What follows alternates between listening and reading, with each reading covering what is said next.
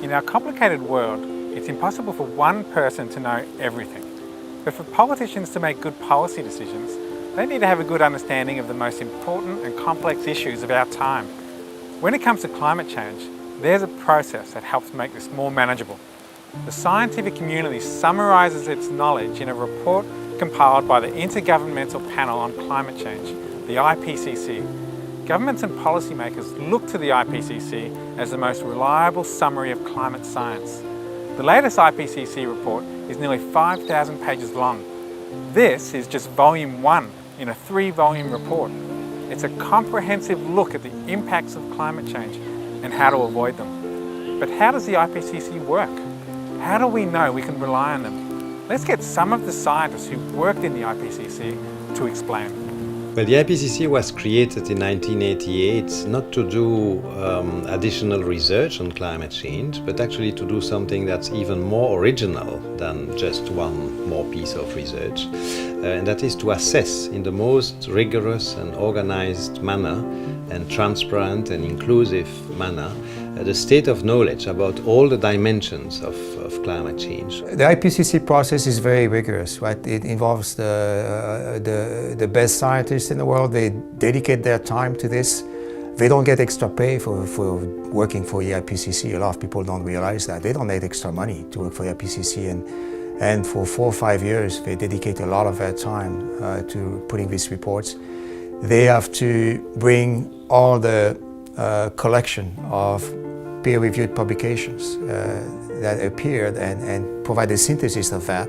I think the IPCC is actually a very good system of being able to enable scientists to come together and do science, and having people who are experts in pulling that together and being able to present it in a way that's useful to the policy community and to public and different kinds of organisations and bodies that want to use that climate data. Clear assessment of the science, clear explanation to the public and policymakers and other scientists of what we do.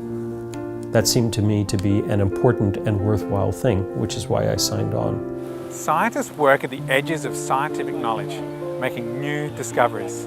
They propose new explanations of how the world works and then test to see if those explanations are correct.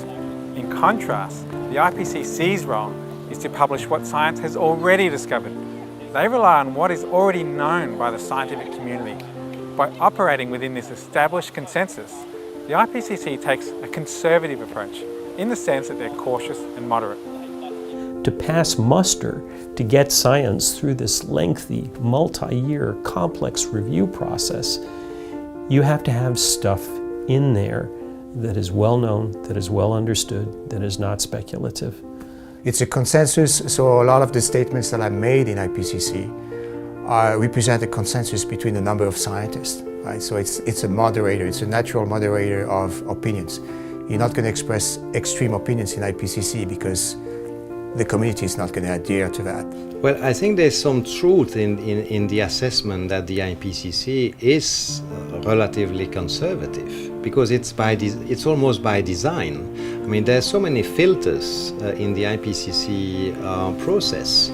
So it's an assessment of the literature. So, of course, the most extreme parts of the literature on one side or the other side will be moderated. In one sense, the scientists have already done their job.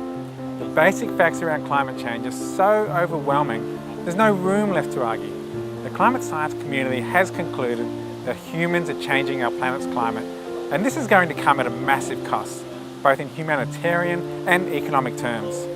The IPCC will continue to do their work, summarising our scientific understanding of exactly how, when and where climate change will affect people. Now it's up to policymakers and communities to act to avoid these negative climate change impacts.